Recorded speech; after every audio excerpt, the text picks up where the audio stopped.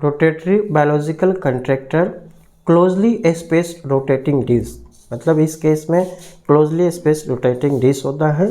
Biomass passes through the sewage, तो generally होता क्या है कि बायोमास के थ्रू सीवेज को पास कराते हैं, लेकिन रोटेटरी बायोलॉजिकल कंडक्टर के केस में बायोमास को सीवेज के थ्रू पास कराते हैं।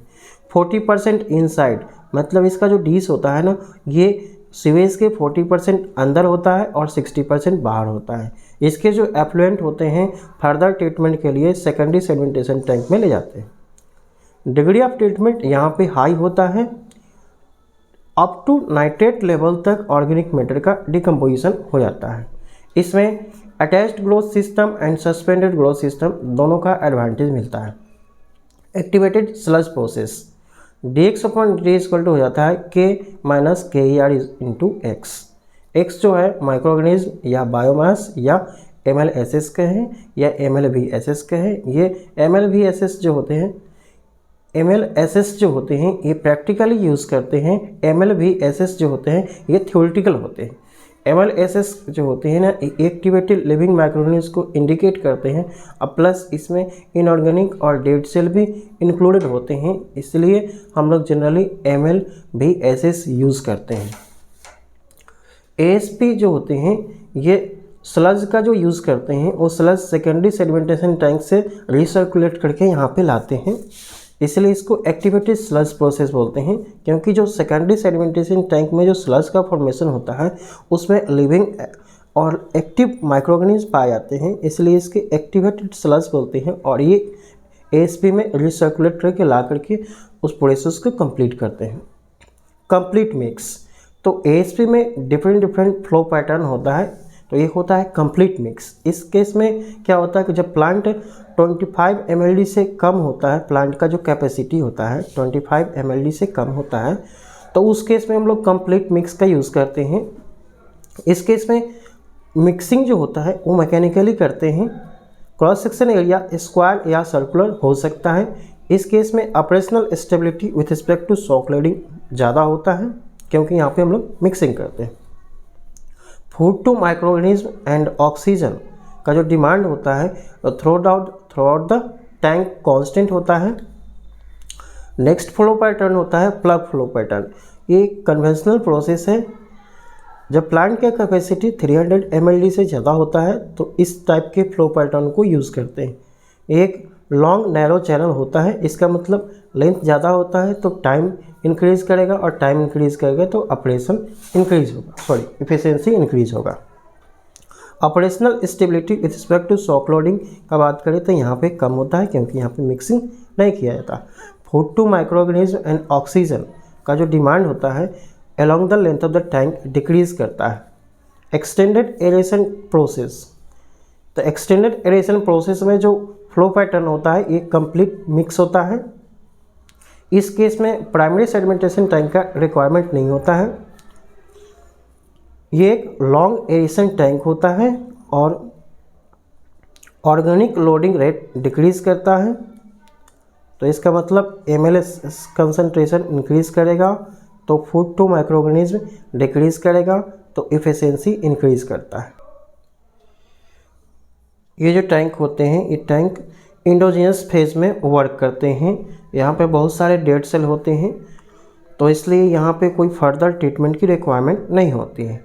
एक्चुअली इस टैंक को इस तरह से डिज़ाइन किया जाता है कि ऑर्गेनिक लोडिंग रेट डिक्रीज़ करता है, MLSS इंक्रीज़ करता है तो फूड टू माइक्रोऑर्गेनिज्म डिक्रीज़ करता है, तो इफिशिएंसी अल्टीमेटली इंक्रीज़ कर जाता है। K इक्वल टू होता है XU QU बटा VX प्लस KER, और K का फार्मूला ये भी होता है। ठीक है, इस दोनों का इक्वेट करेंगे तो यहाँ से ये फार्मूला आपका निकल के आ जाएगा। ठीक है, और हाइड्रोलिक रिटेंशन टाइप का बात करें तो V अपॉन Q0 होता है।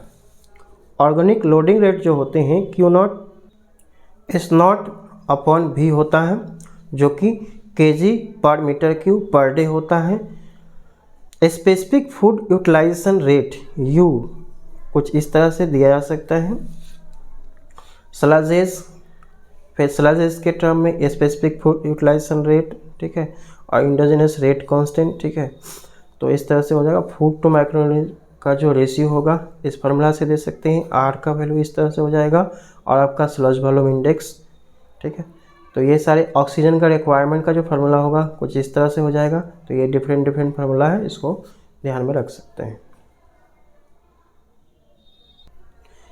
A specific food utilization rate, the ratio of amount of organic matter removed by the system to biomass in the system। तो कितने ऑर्गेनिक मैटर सिस्टम से रिमूव होते हैं और कितने उसमें बायोमास प्रेजेंट होते हैं, उसके रेशियो को बोलते हैं specific food utilisation rate. Sludge is, तो it is defined as the ratio of biomass in the system to biomass living the system.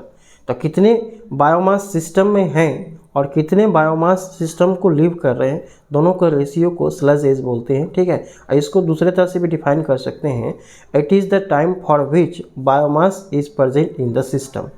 तो जितने समय के लिए बायोमास सिस्टम में होते हैं उसको बोलते हैं स्लज एज। थीटा सी से इसको डिनोट करते हैं। ये जो स्लज एज है ये नाइट्रिफिकेशन को कंट्रोल करते हैं।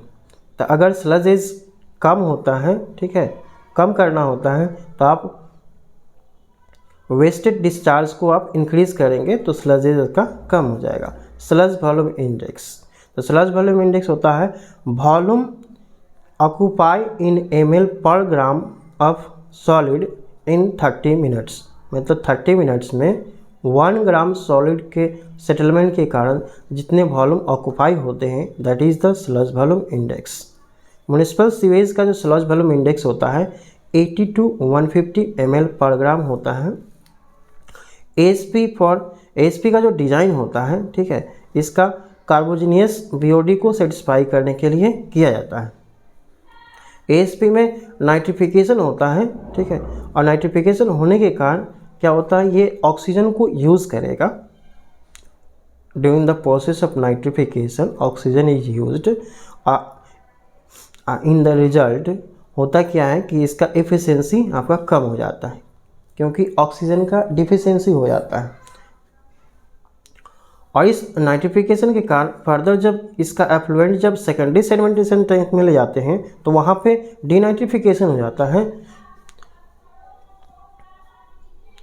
जिसके कारण भी आपका ASP का कंसर्न जो इफ़िशियंसी होता है वो डिक्रीज़ कर जाता है।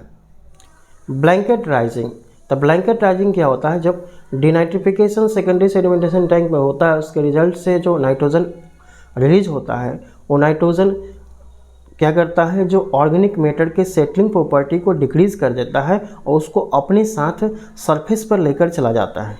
उसी प्रोसेस को बोलते हैं ब्लैंकेट राइजिंग। नाइट्रिफिकेशन, तो नाइट्रिफिकेशन को अवॉइड करने के लिए हम लोग क्या कर सकते हैं, स्लज एज को डिक्रीज़ कर सकते हैं। और स्लज एज को डिक्रीज़ कैसे करेंगे, तो वेस्टेड को डिस्चार्ज वेस्ट का जो होता है ना उसको इंक्रीज़ करेंगे। वेस्टेड डिस्चार्ज को इंक्रीज़ करेंगे तो आपका स्लज एज डिक्रीज़ करके आ जाएगा। स्लज बल्किंग, स्लज बल्किंग क्या होता है, अगर स्लज का पुअर सेटलिंग प्रॉपर्टी होता है तो उसको बोलते हैं स्लज बल्किंग।